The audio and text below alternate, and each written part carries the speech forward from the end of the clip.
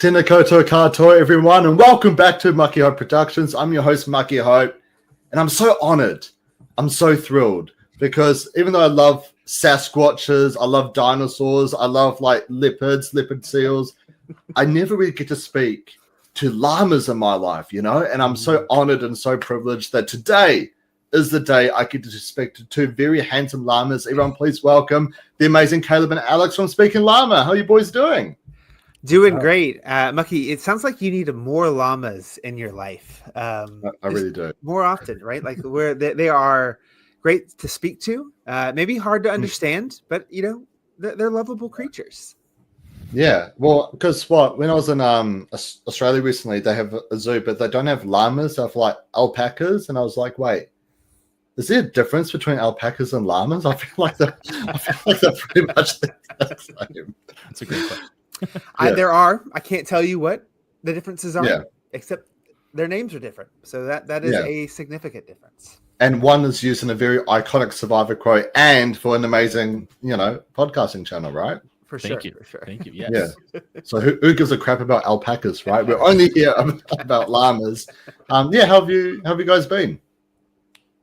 Yeah, I'm doing great. It's the winter season over here in the States. Things are getting colder. I know it's getting warmer over there on the southern hemisphere, but my wife loves the cold weather. I do not. So we always have this constant battle of how many layers do we really need outside and how often should we go outside? But it's a good time either way. Yeah. Now, I personally love the cold atmosphere because I'm actually part Sasquatch, as you can kind of see, with all this here. So I overheat really quickly. So you put me in snow and ice any day, and I'm one happy squatch, I guess. There you go.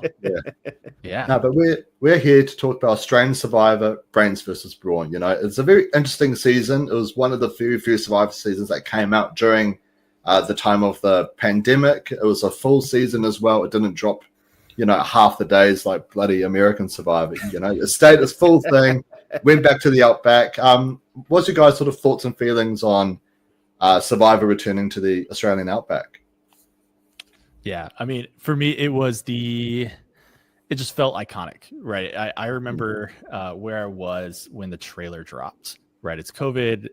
Life is terrible, right? But for Caleb and I, we got introduced to Australian Survivor throughout COVID, or maybe a little before COVID. So it was the first time we got to see a season live as it was airing, and to see just that preview of JLP, and it's like the Mad Max going through the outback. It felt badass. It felt like Survivor is back. And I get chills thinking about it. So I think that alone, just the intro, makes it one of my favorite seasons. But I think it was just the feeling of Survivor's back. We can actually, because US Survivor, it was gone for, I think, a year and a half, and we didn't know if it was coming back. So this was a little piece of Survivor for us. Yeah. And this was the first season that I had seen 2016 Australian Survivor, hadn't really seen anything else. Much to Alex's dismay, is that he kept being like, Caleb, watch these seasons. And I watched Australia the first season, and I enjoyed it, but we were deprived of US Survivor, as Alex mentioned. I had just moved to a new city, and this comes on, and we were like, oh my gosh, this feels like Survivor. And I do think it, going back to the Australian outback, had a positive benefit to kind of the nostalgia of Survivor. It was gritty. It was intense. I was just excited. And I remember just not getting enough of Australian Survivor while watching this season. Yeah. For me, it was quite, when I look back, it's such an interesting season because it was the first season I was listening to podcasts live as well. I was actively refreshing the RHAP website, being like, come on, Shannon, drop it now. I need the recap.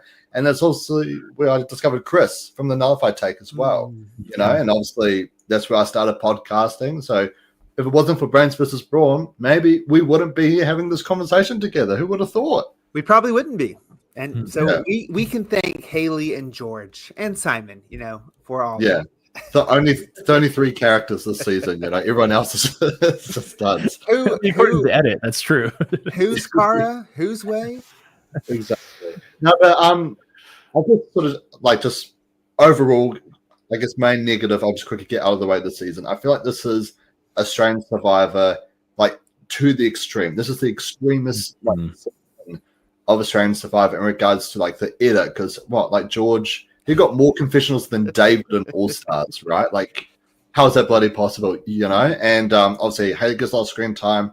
Simon gets a lot of screen time, but you also get so many people with zero confessionals. Even Chelsea gets medically evacuated, but we get told that through somebody else, which I always thought was kind of funny. It's like, oh, okay, see you, Chelsea, I guess. You know, like I'm just not gonna hear anything. And obviously with the twist this season as well, like I still find it really funny. We've got 3 people winning immunity. All right. On top of that, it's a fire making challenge, right? Which only one of them will win and be able to vote. But guess what? They're not going home. They're going to Redemption Rock. You know, I feel like it was a really extreme version of Survivor, which I think, I guess, depending on, how you like the edit or the twist and stuff, you either really loved the twists or you just really hated it. And not a lot of betweens. Yeah, totally agree. Yeah, and it felt like they were throwing things at the wall, seeing what stuck, seeing what we could do. Even I think back to the season. I think of the 24-hour medevac rule where you can be out of the game for, was it 24 hours? It was 24 hours. Yeah. This season that felt new, and then even the opportunity to pass an idol after you've been voted out to an ally. Yeah. I mean, we're seeing that come out, so it felt like let's figure out what are our new rules and what can we keep, what can we not keep, and an experimental season of Australian Survivor. Yeah. Well, I mean, really, it's a great case study in when you can make rules and things and regulations for how the worst case scenario, like things that happen, and then like that worst case scenario happens, and you go, oh, actually, this did not play out the way that I thought it would, and so maybe let's not have people being able to pass out idols or the 24, right? So like there's you try to make policies in terms of like a game making type of thinking. And sometimes it doesn't quite work. I personally love the fact that there is a 24-hour rule if you get sick because like Survivor is such a luck-based game. Like there is lots of strategy and ways for you to control your fate, but there's so much luck involved, and who you're paired with, and what swap you get. That that's one thing that's like it's nice that there is a little fail safe for you. Yeah, I mean, I guess jumping ahead a few seasons, heroes versus villains, right? If George gets medically evacuated literally on day 2, is it the season that everyone falls in love with, right? It was truly a global phenomenon that season. So, well, Alex, Alex has a conspiracy theory that George got saved by production, and he wasn't actually sick. No, that's not my conspiracy theory. If I have a conspiracy theory, it's a good one. That is what I will say. We'll save that for off air. My conspiracy theories, but Mike, I totally agree. Like. That season would not have been that season. I don't think Australian Survivor would be where it's at without that season and that 24-hour rule. So totally agree with that. Yeah. Yeah. I mean, I guess we'll just jump right into it, right? I feel like a lot of the season is defined very similar with All Stars. If you love David, you're going to love All Stars. But if you hate David, you're going to hate it. Same thing with this season. If you love George, it's a great season. But if you hate George, it's going to be the worst season of your life, because he gets the underdog heroic edit, he gets the mastermind villain edit, he gets like the top dog edit because everyone's always targeting him, and he gets the snake edit because he's throwing people under the bus. Like, I'd love to hear, what did you guys think of George this season? Yeah, I think George is one of those where I like with someone like Coach. It's when production gets this person, they're like, oh, this is a character, we have just struck gold. George is definitely, I think, a controversial figure in terms of Survivor, is that he makes great TV. But part of the reason that he makes great TV is because he is easy to hate. And you love to hate him. And that's how I felt about George on this, especially as someone who is vehemently cheering for Hayley for most of the season. George was the thorn in my side. And, He at his later seasons continued to prove to be that case. Yeah. How about you, Alex? No, I agree. This isn't a perfect comparison, but it's the closest one I can think of is like Russell Hantz, right? Of like, just going out there, being, the snake that is entertaining to watch, yet most people would say like, ooh, like that's someone I would not want to be on a tribe with, but I will watch it from my couch and watch what is he going to do next? How is he going to get out of this next? And so I going back and kind of reviewing the season, I mean, that first episode, right? His advantage and the way he played it, there's a world he goes home first. And we don't get Australians, right? We don't get King George. We don't get any of this. And so to be able really from the very first tribal to get his way out of that and then find his way through the game on top, and multiple points is incredibly impressive. I think it is that question of jury management and social game, which I think comes into play here. And it's both maybe a lack of that as well as Hayley's dominance of that, which, gave us the result that we got. Yeah. George is so interesting to me because it's like an emotional roller coaster with me and George, right? Because I start off being like, nah, just get this guy out of here, but then I'm like, oh, I'm actually really rooting for him, and Kara sacrifices herself for him, and he's desperately fighting from the bottom. And even in Heroes vs. Villains as well, like pre-merge, I was heavily rooting for George, but then once the merge comes around, actually, no, I want Simon to take this out. I really want Simon to take it out. So I'm always like rooting for him, but then rooting against him. But then some of you guys, like, as long as I'm entertained, then I'm happy either way. Yeah. Well, and you think about the George and Hayley and Simon. What's so funny is, again, I mentioned this is the first season we watched live together. This is even, I think we had a podcast where we weren't covering Australian Survivor. Very first episode, Caleb watches it and he texts me. He goes, "Hayley's my favorite." And I texted him and said, Simon's my favorite from the very first episode. And so, being two of the largest characters, plus George being kind of those three big characters, is so fun. So for all three of them to come back for Heroes versus Villains, see how these relationships change over time is great. So, Mucky, I can't agree with you that I was rooting for George or backing George in the first half of Heroes versus Villains. But I can definitely respect it.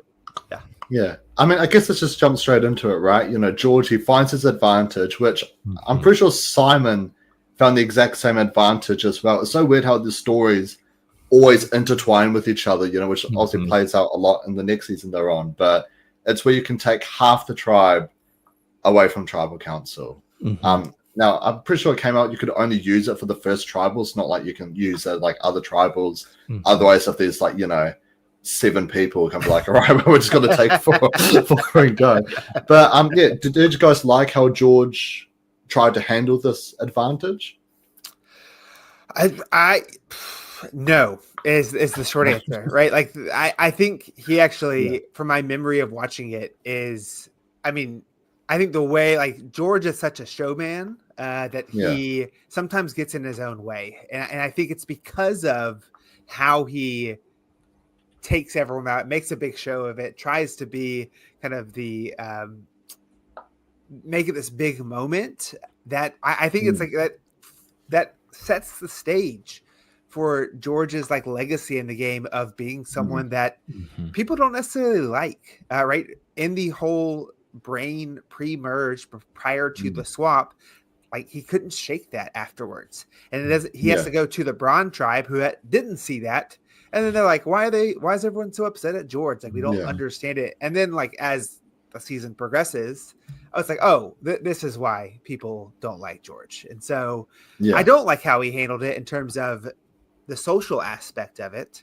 But he did what, like, he ultimately did a good thing. Like, he saved himself, which I can't blame.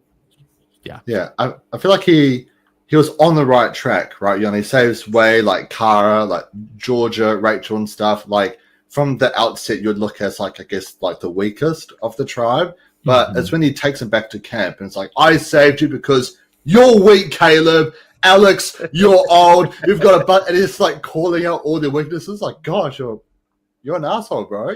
Like everyone just took it. Which the irony of that is that he was like complaining that they were voting anyone out based off of strength. And then he like doubles down and like, well, I took all the weakest people out. Yeah. Yeah. And I do think this yeah. advantage though is like really cool, and it can be incredibly powerful, right? Like if you're on the bottom, you find it, you're on a 12-person tribe, you and 5 others get to go back and are safe. One of the remaining 6 goes home. There's an opportunity for it to be 6 versus 5 immediately. And that can carry you these first few tribal councils early on in the game. So I do think that the advantage is incredibly powerful. Agree with kind of George. He did what he needed to do, and it set up his legacy, but it made a tough journey for him moving forward because of that. Yes. Yeah. I mean, would you guys try and use the advantage to solidify an alliance, or would you try like leave some of your friends behind so then they can take out the target that you want? How would you guys play this advantage? I would not leave friends behind at all. If it was not the first tribal and there was trust there, maybe. But I would use this as a way to build trust. What I would try to do is, take people I wanted to work with and potentially leave like a sacrificial lamb as one of those, to be like, hey, I'm giving you what you want. Like take out Mitch or whoever it is you're trying to get out. Yeah, that would be my play. I mean, I think it's like, I think forming a 6 is a good strategy. I also thought like there was a potential opportunity to build bonds through a vote where you take, 4 of your friends and the sacrificial lamb, and you say, hey, let's all vote together. I mean, obviously that's risky, right? It's easier to take, but depending on the situation, maybe it's your opportunity to form trust with people through a vote rather than simply just, well, I saved you, so we're all together. Yeah. I've always been in the camp for like sharing advantages and stuff to try and make something happen. Like this is what I actually try to do with you and Simon, Alex, and Equilibrium, like right at the very start. Obviously, we had the 2 idols we could share, and so I wanted to solidify us as a trio because, I heavily doubt we would have been in the same room again, right? So if we're all pushing an agenda in different rooms, we can make something happen. But obviously, that plan fell to shit pretty quickly. 2 of the 3 of us made jury. I did not. So worked out for y'all. Yeah. Oh, I still feel so bad. I was actually like really thinking of playing the idol for you, but I bloody wasted it on myself. I was like, no, it's good. Stupid. It's all good. Yeah. It's all good. Next time, I'll sacrifice myself for you, Alex. So better than having it in your pocket, right? Better use it than going home with 1, 2 idols in your pocket. I would not know. Wouldn't want to be that person. Yeah. Imagine going home with 2 idols in your pocket. Like, how stupid could you be? Listen, we do this because we love Simon. Exactly, we really do. See, this is how much I love Simon. I found this in my wardrobe today. There you go. Or just for Simon. Yeah. There you go. Yes. That's good. Not a sponsor. I feel like it could be. Not a sponsor, but use the promo code Mucky. No. But I feel like with George, right? He plays an entire Survivor game in the first 7 episodes of the season. He plays an advantage in the first tribal. He's on the bottom. He finds an idol. He's flashing around like publicly. And then his closest ally finds an idol. She sacrifices herself to save George. And, I kind of feel like that non-elim, while I'm always in the camp for like, it's always predetermined and stuff, I was kind of thinking, so they're probably doing her a solid because they were like, that was pretty great. That was pretty great. It felt like good karma. Good karma. Yeah, exactly. And then obviously Hayley comes in out of nowhere, like scoops George up, saves the day, and take out Joey. And I feel like just that first 7 episodes alone is probably like quite often like a person's like 2 seasons worth of game. Yeah, absolutely crazy. Yeah. And that's one of the many reasons why he's a legend of Australian Survivor. Not everyone could do that. People, they need time to ramp up, or they need time to, hey, I want to be in the background for a few episodes. I don't know if anyone thinks that or not, but maybe some people.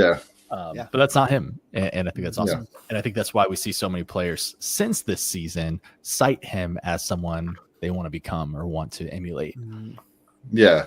And also Kara sacrificing herself. What a beautiful moment, right? Like she's fully aware, she's getting splitted on, but she still, plays the idol. And like it's one of those times when, because obviously with the Australian Survivor editing, it's so cinematic and epic. Like, were you guys like in tears watching all that happen? I was not, but it was a great moment. I have to agree. I mean, as someone who wanted George out, because I saw him as a potential antagonist for my favorite in Hayley, I was like, Kara, don't do this, don't tank your game. But also, it does like demonstrate the bond that both Kara and George had, and I think it happened on Survivor. And I think above all that this season reminds us of the social element of this game. All right, and how it ends with Hayley winning.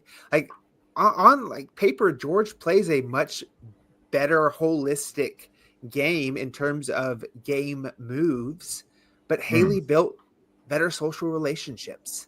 And so that's what carries the day. And this moment with Kara is another example of like, hey, Survivor, it's a game show. It is a game. There's strategy involved, but it's also a game of people.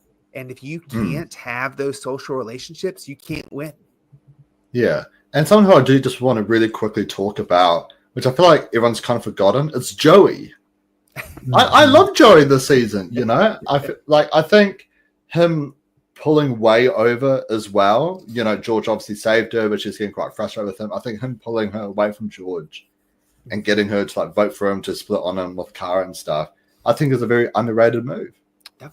Yeah. I think Joey, Way, Emmett, even I think there are some players that I'm shocked they haven't come back. I know we haven't had a ton of opportunity for like full returning seasons to come back, but those are a few names that it's like seeing this. Yeah, they aren't the George, Hayley, Simons flicks of this season, but even Shannon, I'm surprised hasn't come back. She was a big character over on the Brawn tribe as well. Yeah, I was actually just gonna bring her up as well, because while George has this huge underdog villainous story, so does Simon, right? Straight off the gate, he's trying to swing at Shannon. He fails miserably, and then his alliance just keeps on getting taken out. And he's the first. No, he's not the first player. David was, but he finds 2 idols in one episode, which is pretty bloody crazy. As well, and has an opportunity for a 3rd idol, right? In the challenge, he could have gone and gotten a 3rd idol if he wanted to. Probably wise that he did not, but could have been 3. I mean, I feel like that would have been the biggest my boss move. Just walk into camp. Look, guys, you're probably going to take me out because I'm at the bottom. But look, 1, 2, 3, just start. And at that point, just start making a bunch of fake idols as well. Be like, let's play Russian roulette. Is this a real idol or a fake idol? I love it. Yes. Yes. I with this, you mentioned Shannon and Simon kind of, going back and forth. I've always said this, one of these first votes when Gavin votes for the wrong person. I think he votes for Mel out. I was like, Gavin is me. Like if I'm on that tribe, I'm probably aligning with Simon and Emmett, and I'm for sure accidentally voting the wrong person out. Like that, Gavin, I see you, I am like you, and I hate that you went home immediately afterwards. But I felt a connection to Gavin there. I was like, I feel like I'm watching myself play Survivor. Yeah, and also in the same tribe we've got Danny and Danny. Or was it Danny and Danny? We've got 2 people with pretty much the exact same name, but one has an extra I. Yes. On the same tribe as well. And I quite like what do you call himself? Like the Big D or something like that? The Big D. Big D. Mm-hmm. Yeah. The Big D. The Big D. But I quite liked him as well. Yeah. I'm kind of shocked we haven't seen him come back either, but it's also that thing of heroes versus villains or Australia versus the world. Like, which one would you have put him on, right? And but I really liked him. And I kind of feel like this season, I feel like the post-merge would have been a lot more interesting if we did have like the Simons, the Big Ds, the Shannons, the Joes all make merge as well. Yes. But in that world, after you. No, if the Emmett and Gerald contingent of the Brawn tribe was replaced by Shannon and Simon, this merge would have been a lot more, I think, interesting, more compelling, more fun, just in general. Like, I think one of the complaints about this season is that the editing is just really weird. Like we don't see half the people. Again, we're not on the editing room floor, I know it's no offense to the Emmets and to the Geralds, but like maybe they're not great confessionalists, right? George gets airtime because he's a great confessionalist, and so maybe that these people just weren't that entertaining. And I don't think that would have been the case with Simon and Shannon. Yeah. I mean, I literally have it written down here. Probably one of my favorite confessionals of the season is actually at the final 6 or the final 5. And George literally says, as I'm laying down in the cowpoo infested grass, I realize I'm in some pretty deep shit tonight. I mean, it's good. Yeah. Like you can love to hate that guy. It's great.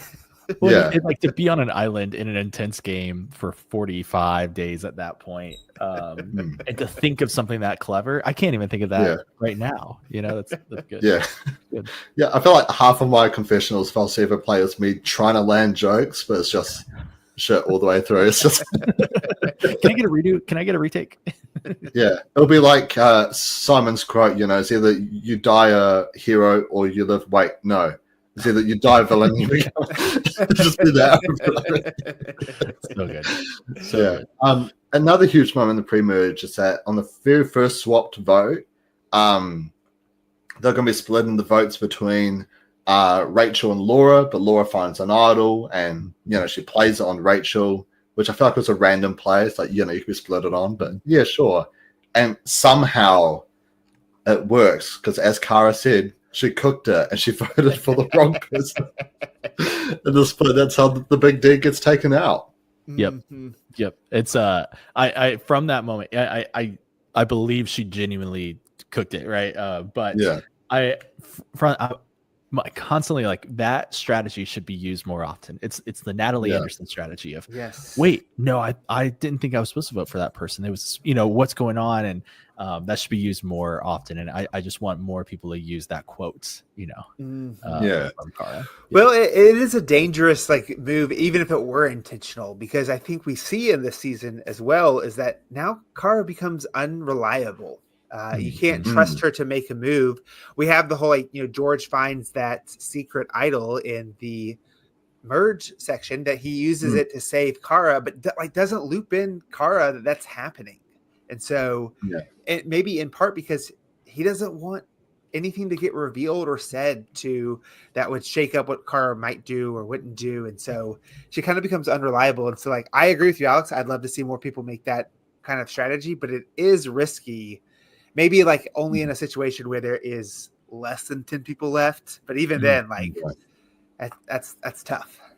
Well, I'm actually surprised it doesn't happen more often, right? Because you hear all about the chaos, the craziness. Obviously, you're floating different names to different people. You've got groups within groups. Everyone's sharing ideas. I would personally struggle to even remember what name to even keep up. Yeah. Yeah. Well, especially in those pre-tribal scrambles when things that get changed at the last minute. I think that's Alex and I were recently talking about this. Tony in Winners at War, I think that was one of his strengths is that he mastered the last minute change up to his advantage. And so I'm with you, Mucky. In those who are you voting for, especially at last minute changes, they could be really tricky. Yeah, even at the tribal scrambles as well, like we saw in Australia versus the world, where Parvati's whipping out her idol, she's whipping out all of her advantages, everyone's whispering to each other. I'd just be like, what, I'm just going to put a self vote or something. It reminds me of who was it? I think it was 40. It was Edge of Extinction. The one lady's like, I'm flipping shit. Young Jump Ship. Puts herself. And doesn't just stops talking to people. Yeah, pretty much. Yeah. Excuse me, if you want to talk to me, line up. Okay. Well, one person at a time. But yeah, we also see Shannon go out in a pretty sad way too, where two tribes they get to win individual immunity, 2 people each. Then they vote someone out, and I was kind of thinking maybe they're going to do what they did in All Stars and even in Blood vs. Water, right? Where you do a fire making. Winner stays, loser goes home. But it's not even that. It's all right, now we'll decide which one of the 2 gets to go home. Yeah. I felt pretty bad for Shannon here. She was pretty cooked. It was rough, especially being one of the bigger players, at least on the Brawn side. Yeah, it was sad to see her go. Yeah, especially in a row. Like, I'm pretty sure it all happened in 1 week, right? Where Joey, Big D, and Shannon all went out back to back to back. Yeah, heartbreaking. Yeah, it really is. And I wish Shannon would have come back for another season. I think we didn't get to see her full gameplay that she would have been able to do. And so I hope she has the chance to come back. Maybe she'll turn into kind of the new Sarah from season 2 that people want to come back. I would love to see her play again, though. Yeah. Well, a lot of models in Australian Survivor, I feel like they're really a hit or a miss, right? Because you have someone like Sarah, someone like David as well, Valeria, who are all really great players. And then you kind of get like the Sarah from Heroes vs. Villains. You know, like literally the Sarah from Temu, right? And then you've got you get like Monica as well. You know, it's like not really massive characters, but I kind of feel like Shannon's like in the middle, where she has the opportunity to be like a really great player, but we just haven't quite seen that from her. Yeah, and that's, you know, we were actually chatting before this. We started recording, like it's new era U.S. Survivor too, right? We haven't seen enough of her to be that legend status, and so we almost need a second season to say like, was it a fluke, or did you have more game in you that we just didn't see? Yeah, and obviously we've got to chat about our boy Simon. 1 vote just before the merge. He gets, you know, not only does he go on with 2 idols, but he also breaks his jandal. I'm not sure which one is more heartbreaking, to be honest. You know, that is true. But who would have thought? You know, like Simon, he gets taken on 2 idols, and you know, kind of like a heroic player, but comes back as a villain. And I think he still stays as one of the most, not really heroic players, but one of the greatest underdogs in Australian Survivor. Agreed. Yeah, I mean, I love Simon. He's my favorite. So I love watching him play. I think he's one of the most entertaining and fun players to watch. I like to root, or I like to back good people, and you can just tell he's a good guy through and through. And so yeah, heartbreaking for sure. Like I said, you know, from episode 1, we weren't doing official drafts or official winner picks back then, but. Was definitely, you know, he was my favorite. So it's heartbreaking to see. But, you know, it ultimately, that moment got to lead us to Heroes versus Villains, which then leads us to, you know, this upcoming redemption season. So, you know, it's all part of the plan. It's all part of the plan. Right. And he meant to do that. There's my second conspiracy theory of the day. Yeah, it was all intentional. Well, like I guess just as a quick story on just how amazing Simon is. During Heroes vs. Villains, when he was posting these hats, the company wasn't shipping to New Zealand, so he actually gave me his personal address that I could ship it to, and then he shipped it straight back to me, which just amazing guy. Absolutely love him. Well, and we could talk a long time about our love of Simon, but I do want to like shout out. This is for all there's several players that are like him, but what I love most about Simon and other players like he is a fan, and that got to go play Survivor, and so he brings other fans into that experience, right? He recognizes that he's one of the very few people that will ever get to play Survivor, and he has not wasted that. Not just from like a gameplay standpoint, but of giving back to the Survivor community. And so like, I think that's what's so fun about watching him play, is that he truly is, you know, a fan of the game. And I remember the first time we got to talk with him, I told Alex afterwards, like, this is a jock in a Survivor nerd, right? Like it's a Survivor nerd in a jock's body, and I love it. Yeah. Like I know people like, you know, gave him a wee bit of shit for like being so like obsessive over Sean, but I think like all of us would probably be the same if we're out there like with David or Luke, for example, you know, just be like, oh my God, I'll do whatever you want. Yeah. And how do you guys feel about him going on redemption as well? Much deserved. I'm stoked. I do think it's, you know, we've seen both he and George have like this kind of 2-season arc together. And so one thing, again, as a fan of Simon, I'm excited to see his game separate from George. And to see what happens with that. You know, we got to see a short game of George on Australia versus the World without Simon. And so I'm excited to see what this can look like, you know, without George there, to see like how does that game evolve? What has he learned? And how is he approaching the season, especially being like a captain with only 4 returners and 20 new players? How does that influence the strategy there? So I'm stoked. We our Brainstorm Brawn 2 fantasy draft, we had Simon and Mark on it last year. And so to see the two of them play together in a season coming up, I mean, we are so excited. We don't know anything. Yes. When they came back, I was like, hey, dude, like if you need to process what happened, you can give me a call. And he read through that shit real quick. So we don't know what happens. We don't want to be spoiled, but we are so excited to see, these guys play again.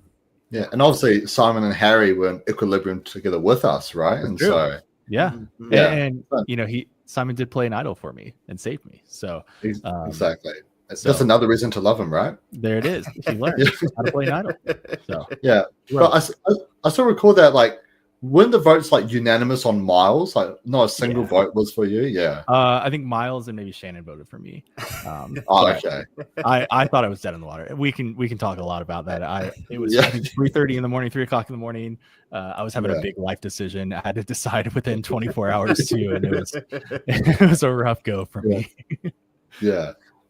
Something about Simon as well was I went on a trip to Australia for Australia vs. World because I wanted to like meet a lot of people and stuff. And I was going to go to Brisbane, but when I reached out to Simon, hey, like, would you be free roughly on these dates when I go there? He was like, no, I'm going to be on like a surfing trip. And I was like, oh, that kind of sucks. And then when I caught up with Eileen, she told me everyone that was going out to play Redemption. She was like, Simon. I was like, what? Yeah. What a liar! What a filthy liar, Simon. See, that's why he's on the villain's tribe. Yeah. How far do you reckon he's going to go? All the way. All the way he's going to win. I have no doubt in my mind. When I have a winner pick, they go all the way. In my mind, Alex. Yeah. In your mind, they do go all the way. Yeah, I will not waver. I had Simon as my winner pick, HVV. I had AJ as my winner pick last year. And I got a lot of shit for it for a real long time. But guess who was the top contender at the end? So, yeah. Well, that's fair. But how, Alex, I keep threatening you that I'm going to take Simon for our draft. Team Caleb. He's coming this year. Yeah, you're gonna have to find like some blackmail on Caleb, Alex, and be like, if you take Simon, I will release this to the public. I got plenty. I'm just waiting. For it. I hope he does well. Hope all the I love the 4 returners. Absolutely, like some of the best that could come back. And so I really hope they all do well, and hope they just destroy the new players. That's what I want. That's what I'm looking for. Well, everyone except for Kat, because she was on Traders New Zealand, and so finally we have another Kiwi representative. If she does try to quit, then all hope is lost for Kiwis getting on the show, right? We've had Lisa. I'll never be able to play Survivor if we have 2 New Zealanders 2 seasons in a row trying to quit. So okay, that's fair. Anyways, I guess let's get into the merge section of the game, right? And this is really where the edit does become. It's the George and Hayley show, right? Whether they're going to be going out some point to the merge at the very end. It's all about George and all about Hayley. We get like a little bit of like Emmett and like Flick here and there, and even Danny at certain points. But like, I guess I'd love to hear what you guys think of the whole. While we did have several main characters in the pre-merge, that the whole edit was just George and Hayley all the way through. Yeah, I mean, I think it's. I mentioned it earlier. It might be a testament to other people's lack of confessional ability. I do think from what we were seeing, Emmett does get the chance to kind of be in charge, but he also does that with a lot of safety, right? He has an immunity for it's easy to make calls when you are immune for votes. And so the fact that George and Hayley are so prominent is like, it's somewhat understandable in that I do think George, for the most part, controls this entire merch. When I think of these two, it's like, if I look from the end, knowing they're the final two at Final Tribal Council, it makes sense because I think this is a unique season in the fact that either one of them could win. And as a viewer, I'm kind of like, I don't know which way the jury will go. I think in a lot of other seasons, you can pretty much predict, Blood versus Water, the very next season, it's kind of like, okay, we kind of know who's going to win. Here's versus Villain, it's kind of like, we kind of know who's going to win looking at this final three. So it is a season that is, for the viewer, is fun. So I think it helps once we hit the merge. There's probably a lot of factors, but the fact that these two players get to the end and they both have a strong case, it makes sense to me. I know it's long, but it makes sense.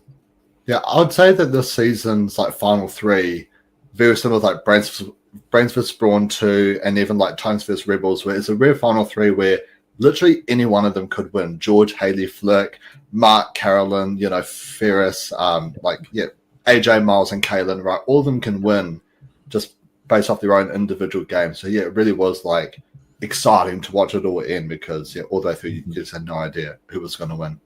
Yep, exactly. Yeah, exactly. You may get to this, but I feel like it's approaching, right? So Hayley going to Redemption Rock, getting voted out, and then coming back to win. I'm curious from you two, what do you make of that? I think she's one of the strongest winners, but I also support Chris Underwood and his win. So what makes them different? That's what I want to know.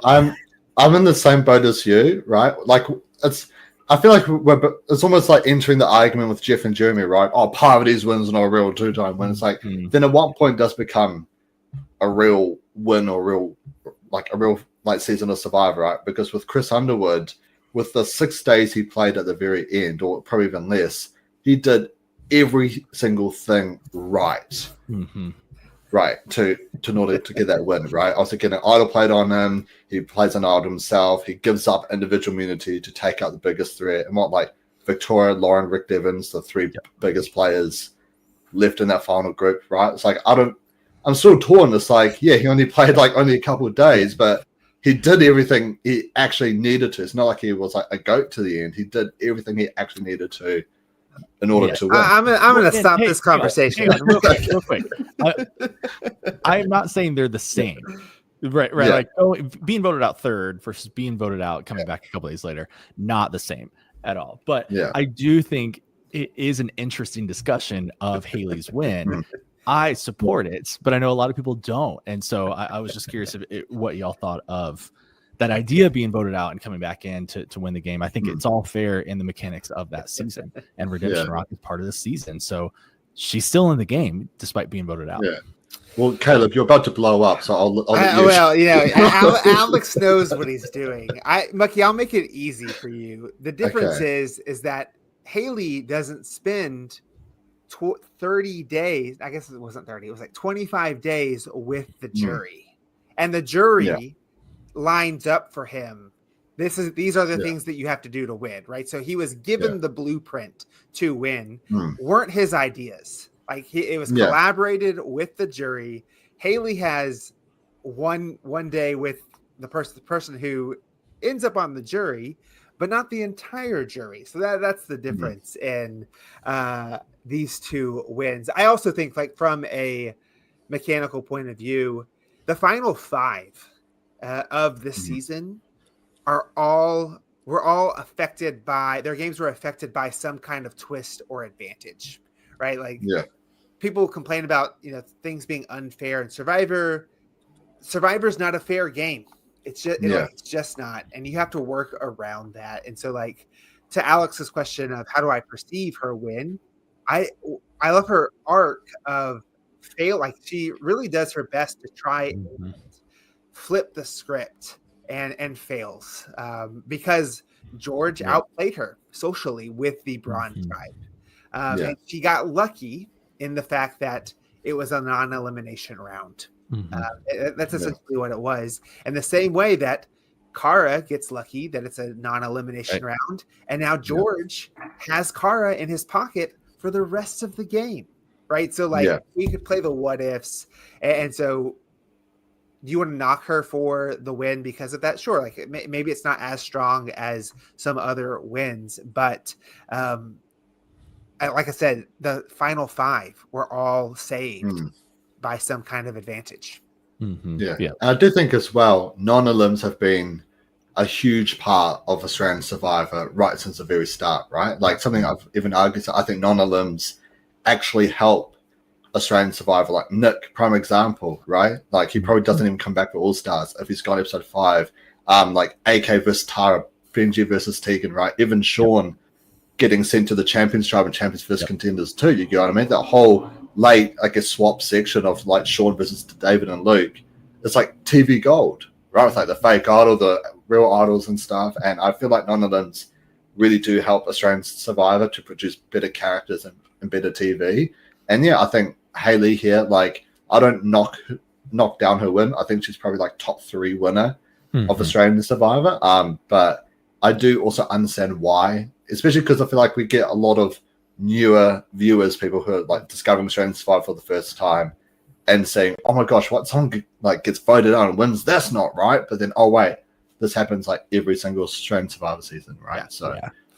No, I agree, and I think she's a top tier winner, and even to be voted out, that means you're on the bottom, right? You're not just on the bottom of the tribe and nearly get voted out and then come back. You were the target and you got you were on the bottom. I think she got unanimously voted out.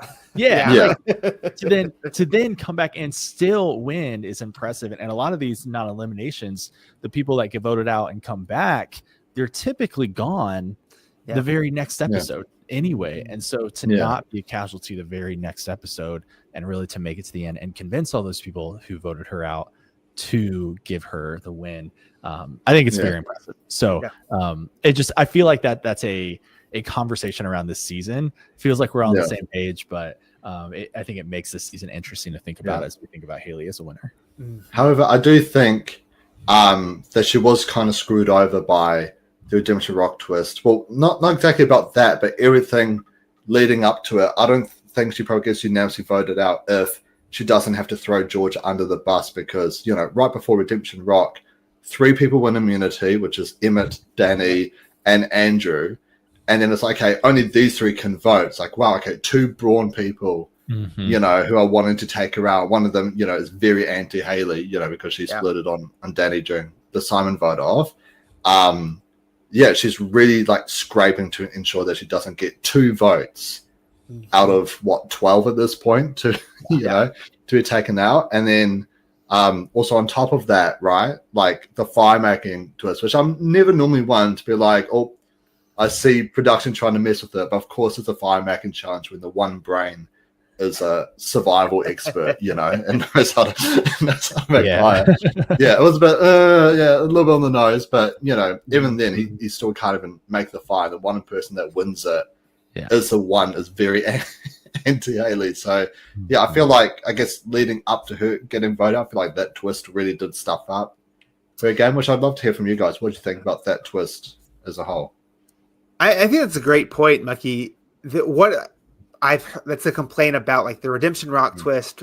I think you have to view that twist of the challenge and Redemption Rock as all one thing, right? Yeah. If they don't have Redemption Rock, they're not doing that twist if only 3 people have the chance to vote. Oh, actually only one person is going to have the chance to vote. It actually balances out what are 2 on their own unfair, like things that could happen in a game. And so it gives people that maybe would get screwed in a situation the opportunity to save themselves. And that's just what Survivor is. And so like, I view it all as one twist, and done together. I do think it's an intriguing point. I do wish we would have gotten not a fire making challenge, but even like a what all 3 of you have to come to a unanimous decision of who goes home, not just votes. And if you can't do it unanimously, then y'all 3 are drawing rocks, right? Like something that could have been more socially engaging, that would have been an interesting point in the season versus just like one person decides who goes home. Yeah. And how about you, Alex? What do you, I guess, think of this twist as a whole? Yeah, I don't know if I have a strong opinion of it, to be honest, but I think it fits in the context of this season, where there are multiple tribal councils where there's kind of these odd combinations of who can vote and who's safe and who's not. and so it fits within that. I don't know if I would enjoy it every single season for that exact same twist to happen, but I can get on board with it. I understand why we have the non-eliminations, and I think for the most part I can get on board with them. But my favorite part of non-eliminations is that it's interesting every time. We don't exactly know what's going to happen. Are you going to a redemption island or rock? Are you going to the other tribe? Like, who's voting? You know, all these things. I think it makes it interesting. If it was the exact same, okay, at the final 10, 2 people go, you know, I would get bored pretty quick. So again, with this season, I like the experimental nature of it. Yeah, because we do get like 2 other pretty big twists this season as well, where like pretty much straight after Redemption Rock we get the final 9 where 5 people can win immunity. And it's a pretty grueling challenge where you've got to run up this hill, 40-degree heat in the middle of literally nowhere, having to bring down all these puzzle pieces and then do a puzzle. And I do like this idea often, like multiple immunities to, I guess, lower the pool of people to get voted out. Yeah, I can't say that I love that twist, only because I would be a hypocrite because I don't like what US Survivor has done in the new era of this kind of earn the merge challenge that they have done in US Survivor, going into the merge where half the people are immune and they still get to vote. I'm like, that's why I actually like Georgia's advantage at the start of the season. I think it's fine because they don't get to vote. I think it's fine. Like, to give so many people both safety and power, I think does really create a poor power imbalance in the game. Yeah. Well, I'd love to hear from you guys. What do you think about I don't know if they're still doing it, but the split tribals where I think it's often around like the 10 person time where you get 2 separate groups of 5, they each win immunity, and then like they both vote, or sometimes only one group votes. Like, what do you guys think about that twist? Caleb has a stronger opinion. So I don't think we have long enough. No, I mean, like, I just don't like it. I think, especially in the merge portion, can be so exciting, and it actually takes away opportunities for cool things to happen. It can create moments of shock where minority comes into power, but what ends up happening after that usually is the majority just re-solidifies after that vote, and the minority is even further entrenched as the minority versus a minority having to rally the votes together in a merge, and now it creates a new voting block that has to shift later on. So like, I think it's more of a detriment. I understand why they do those moments in order to shake up the game, but I think it has a net negative across multiple seasons. Yeah, because I feel like it can create good opportunities. Like, I think back to like to Ghost Island, for example, where Michael's like the number 1 player to go home, but he almost scrapes by, you know. And then straight after we get the Kellen versus Dom and Wendell, Island of the Idols, they take out the 2 huge power players, missing Aaron, which solidifies Tommy to get to the end, right? And so it can create those opportunities, but I do agree where when there's only 26 days, and you've already got a pretty, strong majority, and if you have the majority on both groups, like, well, we might as well just, there's only us 3, we might as well just stay tight, right? Yeah. And I think that goes into, what I mentioned earlier, enjoying the experimental ideas and twists here, because it makes it fresh every season. We bash US Survivor enough. We won't do it here too much. So, but that's why it gets stale, because, at final 10, we're going to have a split tribal, 2 people win immunity. Maybe everyone votes, maybe everyone doesn't, but we can anticipate and expect it. For me, Survivor is fun when players cannot anticipate or expect what's happening at the next tribal, if there is going to be some sort of twist. And I do think that's what historically both US Survivor and Australian Survivor have done well, is that they introduce something, and if it works, they might continue to do it. If it doesn't work, they won't continue to do it. Like, that's how a game doesn't stay stale, is by introducing new mechanics into the game. Sometimes they work, sometimes they don't. You can hate them, you can love it, but like, that uncertainty continues to breathe life into a game that, as we have seen in the new era of Survivor, at least, has become fairly repetitive. Yeah. And also we've got the Earns twist as well, which I feel like the episodes were slow, but I don't mind the twist. I kind of feel like it's a rare point in Australian Survivor, especially recent seasons, where at the final 7, you've got a pretty locked group get into the end. Like we saw this Brains vs. Brawn 2 with AJ, Miles, Kaden, and Zara, even Australia vs. the World with like Luke, Janine, Parvati, and Suri, right? It's like, yeah, these are the 4 that's making their way to the end game. And I feel like it was the same here with like George, Caraway, Hayley, like, yeah, still going to the end, right? So obviously Andrew gets taken out, but he's not saved, but then Flick gets saved. But something that I do have in my notes, because I rewatched like these twist episodes, they played the same confessional for Flick 3 episodes in a row. Whoa. Yeah. So it's the one where she's in the water, right? And she's sort of surfacing. She's like, I'm on the bottom. I'm on the underdog. You know, my mum passed away. That's something we haven't talked about. Flick's mum passed away. Like absolutely devastating to hear. Yeah. And she's talking about how like she needs to get rid of George, or, you know, like potentially side with Hayley to like get rid of George to regain power. They play that when there's 7 people left. They play that when there's 6 people left, and 6 people left again. Because she gets saved. It's the exact same confessional. Like, I'm not even joking. And but I guess at that point they were like really clutching for straws. Like, we really need something, and we just can't. We just can't get anything. That's when you wish that the like weekly episodes weren't locked in, and that you could go, oh, we're just going to shorten this into 2 episodes because like we don't have enough. But you don't know that going in, and you kind of have to make do with what you have. But that 5 and 6, or at least the double 6, could have been 2 episodes, or sorry, 1 episode. Yeah, definitely. Just have like, all right, 20 minutes tribal. Okay, she's saved. All right, we're going to do it. Yeah, do it again for 20 minutes. And we do get a lot of. I don't know if you guys remember this, but this is where George got a lot of shit online as well, because he just wasn't participating in the challenges. Whether it was because, you know, he was like scared of heights, or if he just like couldn't be bothered doing it. I'd love to hear from you guys. Like, are you always participating in challenges, or if you know like you're done and you're not going to win, just sit out? I think I mean, first, I would never send hate to any player on social media. Yes. So I'll cover that baseline right there, or on a podcast, except for Caleb.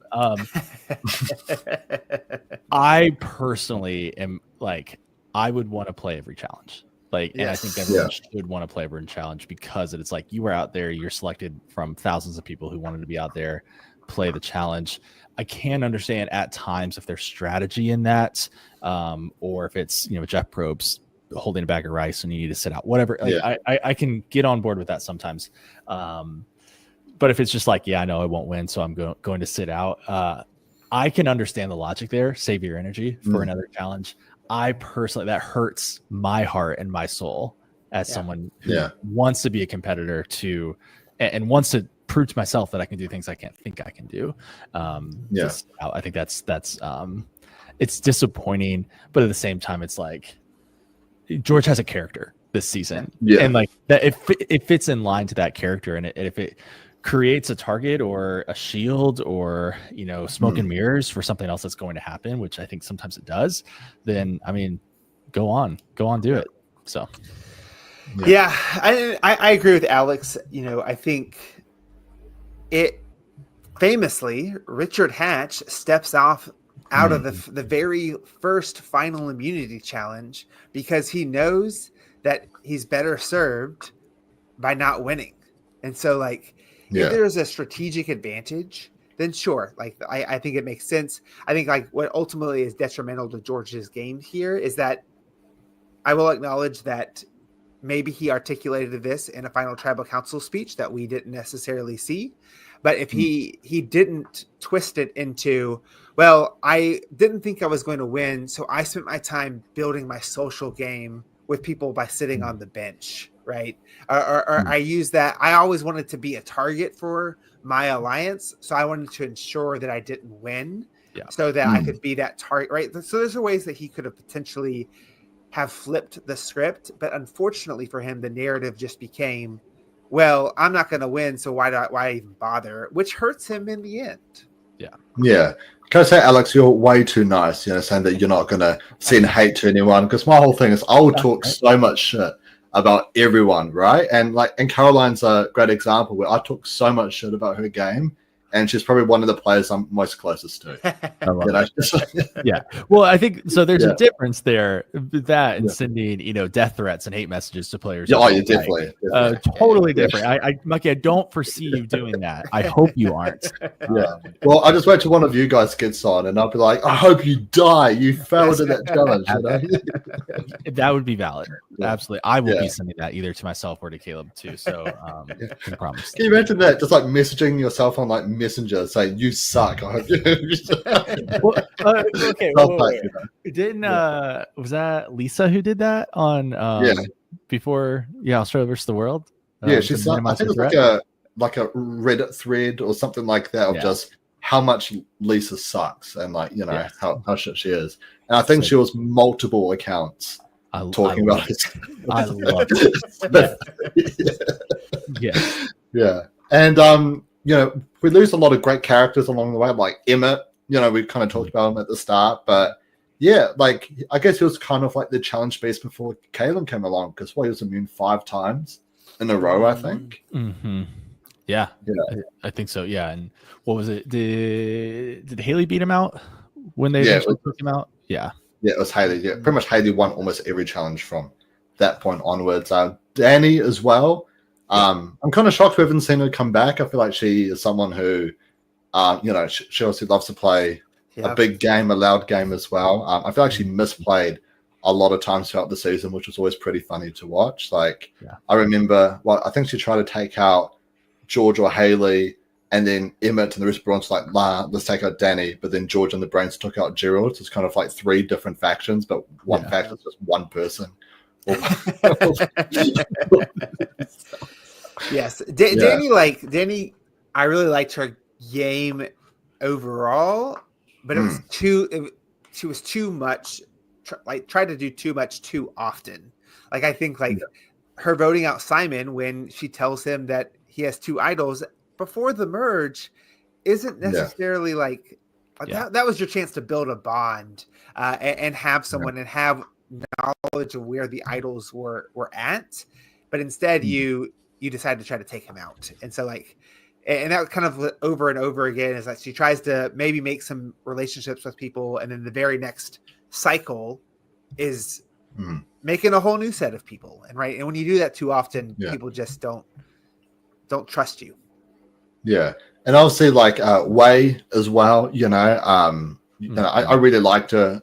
Personally, I kind of feel like she got sidelined a lot because she was either George's number 1 or Hayley's number 1, which obviously they're the ones that soaked up all the screen time. And Kara as well. I really loved Kara throughout the season. Yeah. Yes. Yeah. Yeah.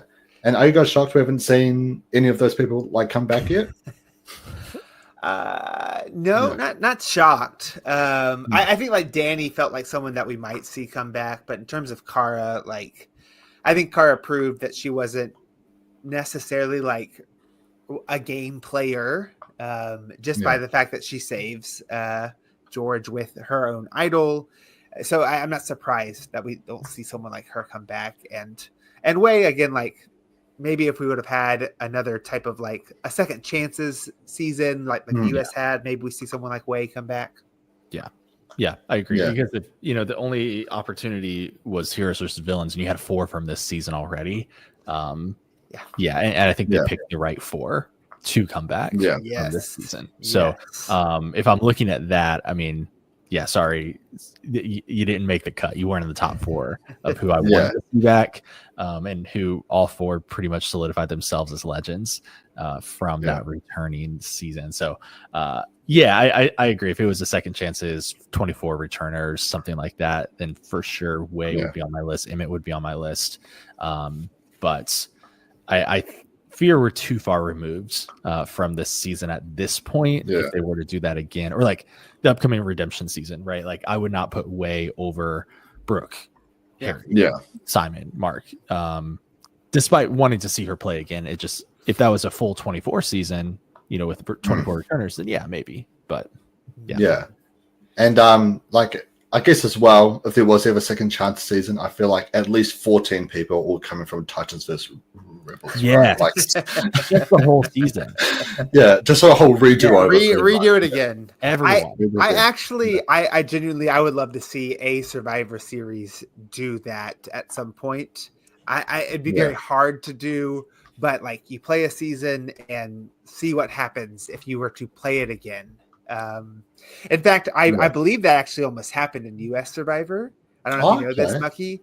In season 4, I think it was either 41 or 43. They were still doing all the COVID protocols, and they filmed 2 seasons in kind of May to June, April to June.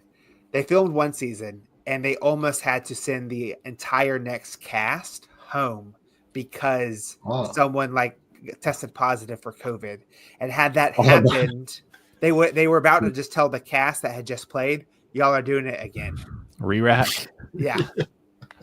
I feel so bad for the winner, or like if someone was like the George or the Russell of the season, right? Like, can you imagine Shannon Ricard having to go back after That's what I want to see. I want to see that. Yes. Oh my gosh. Yeah. Give Abe a second chance. There we go. Yeah, it's good. Second chance. It's that'd be wild. Titans vs Rebels. Hold all 24 back. Nathan's jacket. Yes, Nathan's jacket. And that's the main story arc. Yeah. Something that I can die very peacefully with is that I got to touch Nathan's jacket because Raymond brought it with him, or like a replica of it, to like this watch party, and I got to put my hand on it. I was like, I feel powerful, you know. I'm just going to take over the world with it, you know. Mike, I hope you have not washed that hand since. No, I haven't. No. See, I haven't washed this hand since Nathan's jacket. I haven't washed the shoulder since, you know, Shin Baddie touched it and said she loved me. It's like, I'm never taking a shower again. You know? I don't blame you at all. That's great. Yeah. And just another player I do want to quickly highlight before we wrap things up, but it's Sean Burdo, aka Benny, on the Brawn tribe. He got 0 screen time and was like literally physically 0 screen time. And there's one shot of him standing at the well, which I genuinely thought he was a producer of the show.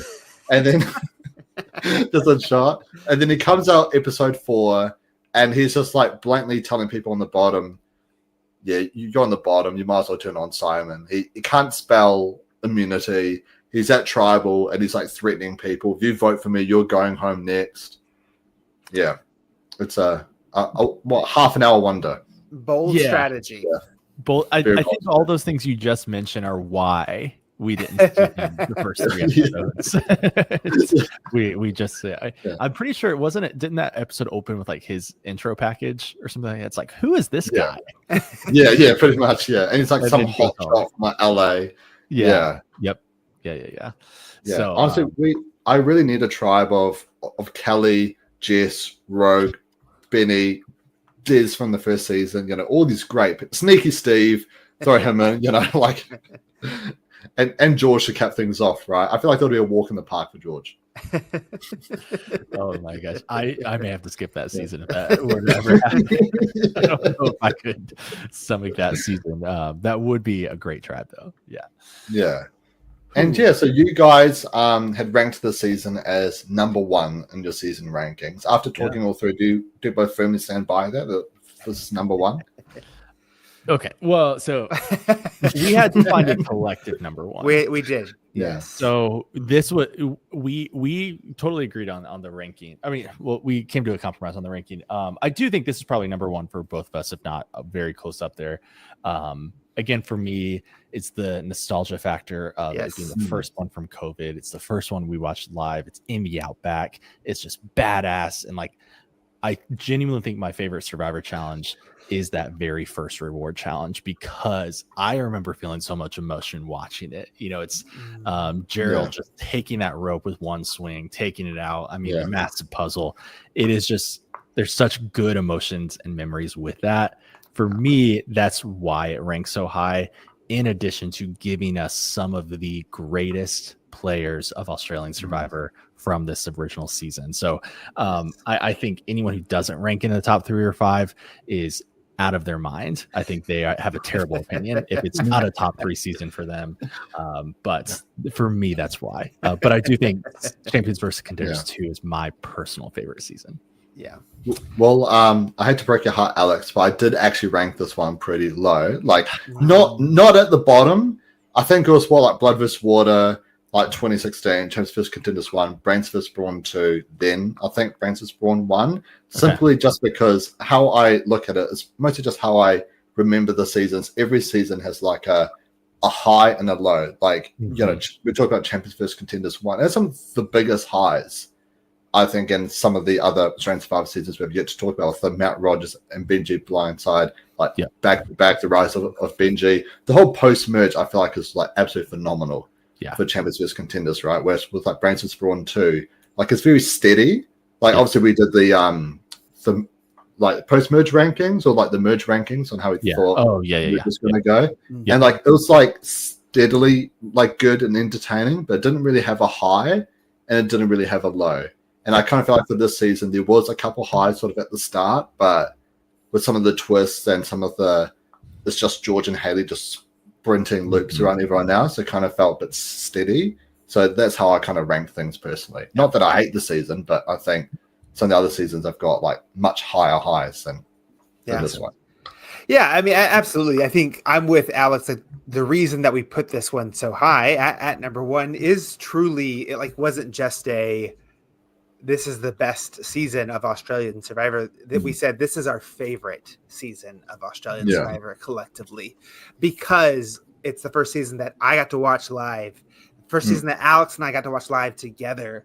We're coming out of COVID. Like it also gave us some of our favorite Australian Survivor characters of all time. Yeah. And so like when I look back on this season, I don't remember the lows. I just remember Hayley and George and Simon and some fun moments that happened despite all of the inconsistencies and edits and maybe some controversial twist.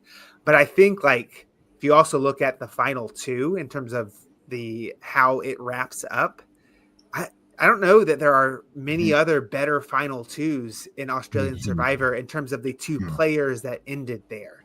And that we usually can't say that these are 2 both great players, legitimate of winning. And it's truly an argument to this day of like, if you're a big fan of George, you're probably pounding the table that George should have won.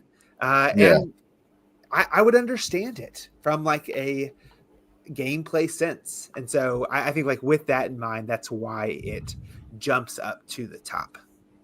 Yeah. And something that I talked about in All Stars. So every winner that's come back has been the first one voted out on their tribe, including the Golden God. So does this make Hayley one of the better winners of the show because she survived so long? So earlier today I was on YouTube and I was watching like the greatest voting confessionals part 2 of Australian Survivor, and I believe Hayley's for Rogue was "Thank you for helping me break the curse." So really we could thank Rogue for that distinction. So shout out to Rogue for allowing Hayley to the true hero, you know. Yeah, she was a true hero. To this day, I am shocked that she wasn't on the World Tribe, you know, because she's South African, she's Native American, she's everything. That's a great point. Yes. No, I agree. I do think Hayley's one of the greatest winners. I also think David's one of the greatest winners. So I don't make me choose because I won't. Yeah. While I do love the Australia vs. World season, I will admit if we somehow got Hayley on instead of like Janine or Sian or Brooke even as well, like that would have made an already like pretty 10 out of 10 casting to like 1,000 out of 10 casting. Okay. If we somehow just got those 2 people swapped. Can you imagine Hayley and Parvati working together? No. It was so good. I mean, like I guess just to like make a fan fiction. like how does the tribe go if Hayley's on there? And let's just say Brooke as well, right? Because obviously Brooke's on the next season. Hayley and Brooke instead of Janine and Sarah.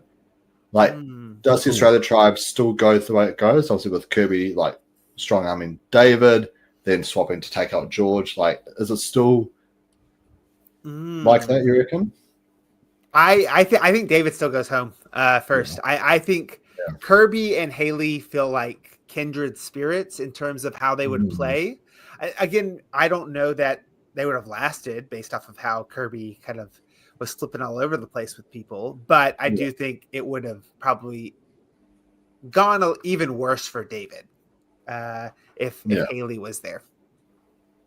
I think George probably makes a merge of Hayley's there, because I think one of the biggest reasons why he just so badly misplays everything, I still remember standing next to Kirby and George when George throws Kirby under the bus to David.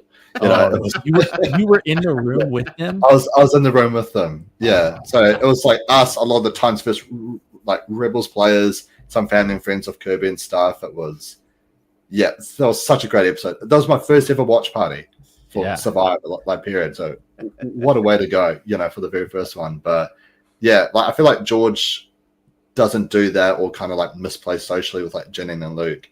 If he does have a rock solid number one there, like helping him out. So but that does bring us to the end of Brains versus Brawn. I just want to say thank you both so much for like coming on. You guys are actually one of the first people I thought of when I was thinking, I want to do a season rankings. Let me reach out to Speaking Lama and a few others and stuff, So I really appreciate that you guys came on to do this. You guys are amazing. Yeah. Well, thank you. Always a pleasure to be invited. We will always make time to come join you podcasting about Australian Survivor. We love it. So we're honored to get the invite, and we love talking Australian Survivor. So we thanks for having a couple Americans over here to talk about it. Yeah. Where can people find you guys? You can find us on Instagram at Speaking Lama. Also, Apple Podcasts, Spotify. We do have a YouTube page. That's where like previous exit interviews are and some deep dives on there. We typically don't post our weekly recaps on YouTube. Those are just podcast versions. But when we have interviews, those get posted over on YouTube. Everything at Speaking Lama.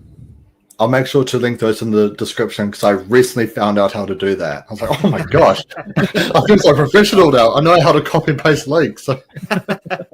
Okay, for YouTube, it is tricky though. I will give you that because it's not as intuitive as you would think. And this is like the first year I've ever ran I knew nothing about how to run YouTube until I started this page. So it's been quite funny. It's like, this is actually so simple. Why didn't I even think of this? Well, we love what you bring to the Survivor community and the amount of content and the quality of content that you provide. So we are always fans of like new voices and different voices talking about Australian Survivor, and especially coming together, collaborating. So this project, I think, is incredible. As soon as you pitched the idea, we were like, absolutely. The only controversy we had was trying to come up with a ranking system together. But you're amazing, man. So thank you for everything you do. You put a lot of work into it. Oh, no, I really appreciate you guys. But if you are new to the channel, smash that. Did I click it right? Yes, I did. Smash that subscribe button for Cheeky Naughty Time. So a segment I've sort of created on the show, Alex and Caleb, is we talk about something cheeky or naughty that we've either just done or we've got coming up. It can be as naughty as OnlyFans. It can be as you're wearing Thursday socks on a Sunday. Like, it can literally be anything. So what have you guys been up to that's like cheeky and or naughty? Well, Caleb recently started an OnlyFans. No, I did not. No. I'm test driving my mustache right now. So I used to have a beard and a mustache going just stash. So I don't know if that's cheeky or naughty, but that's new in my life. Yeah, it's only cheeky if you like secretly store like food and like drinks up there and stuff. When you take like a pint of beer and it just stays in the mustache. That's genuinely why I want to. Yeah. Only reason why. What am I doing that's cheeky or not? I mean, I think I'm always a bit cheeky, just in general. Alex can attest to that. My big thing is, as we were talking beforehand, Mucky, is that I have been big into Blood on the Clock Tower. And so that is a for those who've never played it, it's a werewolf mafia social deception type of game. And what's a better time than getting your friends together and lying to them? Like those are the best times of life. Exactly. And as I found out, I'm a really shit liar. So whenever you want me, so whenever you want to jam one of those, set me up. I'd love to come on. That's great. Yeah. Mucky, what about you? Well, I was so happy because over the weekend I got to see Lady Gaga actually on my birthday as well, which is like just such a dream, you know what I mean? And I finally got to meet Useless Australian Survivor Facts. Have a look at he's right there in that frame, you know. So good. Yeah.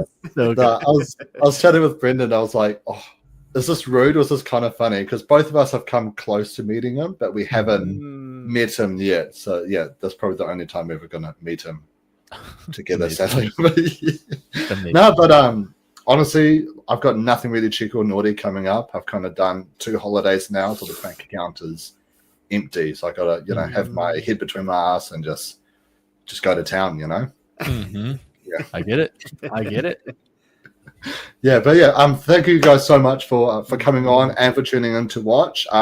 Take a guess, guys, what the next season that we're going to be talking about is. I have no idea. I think it's going to be. I know. Have you done that one already? Season 2? Is it season 2? That's a good call. No, it's not season 2. I'm pretty. I just realized I may not know exactly what it is. I'm just going to quickly. Alex, he was asking us which one we should do, right? Like that's. I'm just scrolling up. Give me 1 second. I'm pretty certain I know what it is, but just in case if I get it wrong, this is how professional we are. Mm-hmm. We feel like we're at home with the level of professionalism. Yeah. Great. Thank you. See, for All Stars, right? I had Cam on from Equilibrium, like Cam and Sam, and literally, like their Wi-Fi, Michelle's Wi-Fi, cut out at the exact same time. It was like an Australia-wide thing or something, yeah. And I was just like, because I thought it was me, because we just had a storm come over, because everyone else was gone except for me. So I was like, oh, I think I'm cooked. But the live chat was like, why is Mucky the only one here? Everyone else went down. Yeah. Exactly. But good. The next season we're going to be talking about, I'm very sad we're talking about this season next. It is Champions versus Contenders 2. That is, oh man. It's too low. I love the season. Whoever put in these rankings other than us, I would like to have a word with them. Because well, I mean, I'm very disappointed you guys for not putting All Stars higher, so thank you. You sent us it said, hey, you got to rank these, and Caleb, I'm pretty sure texted me without even me texting him first and just said the highest you're allowed to put All Stars is 4. Deal. It was like All Stars was such a funny season for me because I was like in uni, like going in and out of like COVID and stuff, and that's sort of where I like just kind of started figuring out about podcasts and stuff. But there was this whole other fandom that I never even knew really existed, and so it was like a transformative season. I guess same for you guys with Brains versus Brawn, right? It's like you're discovering a new world, right? Yes. Yeah. It's hard there. There's so many great seasons, even some of the lower tier ones that, ranked at the bottom. There are still good moments and good players and characters from those. So I don't know if there's a terrible season. Some people might disagree, but I mean, I think there are good moments from that. I would stand by that. There are some good moments. I do agree with you. Yeah, like I think that Jesse Blindside's an all-time play. Exactly. Yeah, totally play. Yeah. Make sure you tune in next Wednesday, as we'll be joined by Survivor Twist and Michelle to talk about Champions vs Contenders 2. Later on in the week, I've had the pleasure of chatting with John T from Squid Game The Challenge. He was also on $1 Million Island as well to talk about his time on Squid Game. V, Drew, and Jake are doing such a great job talking about season 49, the season that everyone's pretending to care about right before season 50. And so, so make sure you tune in for all that. I've been your host, Mucky Hope, Kakata Ano, and I'll catch you all in the next one.